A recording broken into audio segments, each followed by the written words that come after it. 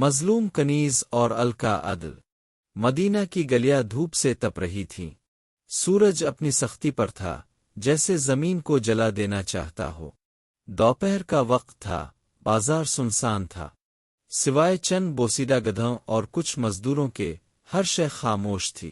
مگر مسجد نبوی کے ایک کونے میں کھجور کے درخت کے سائے میں ایک نوجوان لڑکی سسکیاں لے رہی تھی۔ اس کے چہرے پر مار کا نشان تھا، ہونٹ پھٹے ہوئے اور پاؤں ننگے۔ کپڑے گرد آلود اور پھٹے پرانے تھے، مگر اس کی آنکھوں میں ایک عجیب سی روشنی تھی، مظلومیت کی روشنی جو چیخ چیخ کر انصاف مانگ رہی تھی۔ اچانک گلی کے موڑ پر ایک سادہ لباس میں نورانی چہرہ نظر آیا، ہاتھ میں پانی کا مشکیزہ، چہرے پر وقار اور پیشانی پر سجدوں کا نشان۔ یہ کوئی عام شخص نہ تھا، یہ بابن علم، امیر المومنین حضرت علی ابن ابی طالب تھے۔ ال کی نگاہ جوں ہی اس سسکتی کنیز پر پڑی، قدم وہیں رک گئے۔ ابن پانی کا مشکیزہ زمین پر رکھا اور آہستگی سے اس کے قریب جا بیٹھے۔ ال نرمی سے، بیٹی، کیا تمہیں کسی نے تکلیف دی ہے؟ تم کیوں اتنی دکھی ہو؟ لڑکی نے کانپتے ہوئے ال کو دیکھا، جیسے کسی نے اس کے زخموں پر مرہم رکھ دیا ہو۔ ہچکیوں کے ساتھ بولی، کنیز، ال، میں ایک کنیز ہوں۔ میرے آقا نے مجھے اس لیے مارا کہ پانی کا برتن گر گیا۔ وہ کہتے ہیں کہ میں نالائق ہوں، شاید وہ مجھے بیچ دیا، مار ڈالے۔ حضرت ال کی آنکھوں میں نمی اتر آئی۔ ابن آسمان کی طرف نظر کی، جیسے اللہ تعالیٰ سے فریاد کی ہو، پھر اب کھڑے ہوئے اور لڑکی کی طرف ہاتھ بڑھایا۔ ال، چلو بیٹی، تمہیں انصاف دلانا میری ذمہ داری ہے۔ درن ظالم پر دستک۔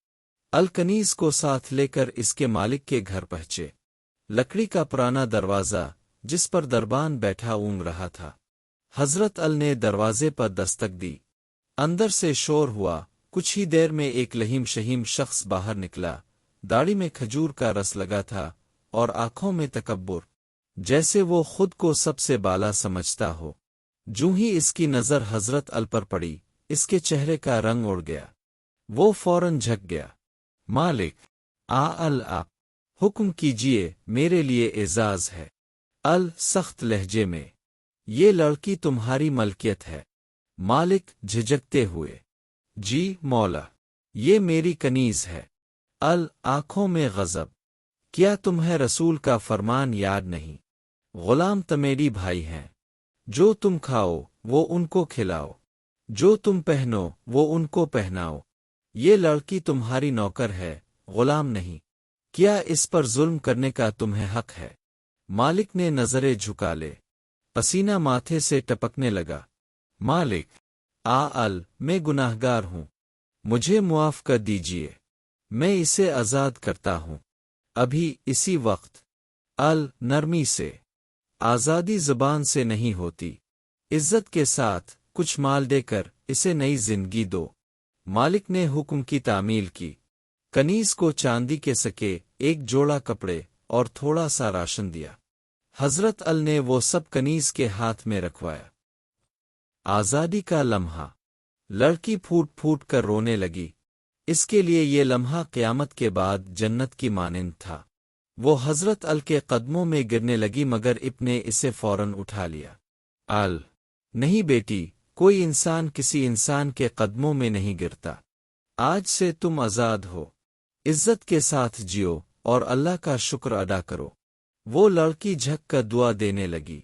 کنیز، ال، اگر دنیا میں انصاف ہے تو وہ اب کے دل میں بستا ہے۔ اللہ اب کو جزا دے اور ہمیں بھی اب کے اخلاق سے سیکھنے کی توفیق دے۔ اختتام، ال، عدل اور انسانیت۔ حضرت ال نے لڑکی کو الوداع کیا اور پھر وہی مشکیزہ اٹھا کر مسجد کی طرف روانہ ہو گئے۔ نہ انہوں نے اس نیکی کا اعلان کیا، نہ کسی کو بتایا۔ ان کے نزدیک مظلوم کی مدد عبادت تھی، شہرت نہیں۔ پیغام، یہ داستان آج بھی ہمارے لیے مشل راہ ہے۔ ہر مظلوم کی فریاد سننا حکمران کی ذمہ داری ہے۔ غلامی کا رشتہ انسانیت کو ختم نہیں کرتا۔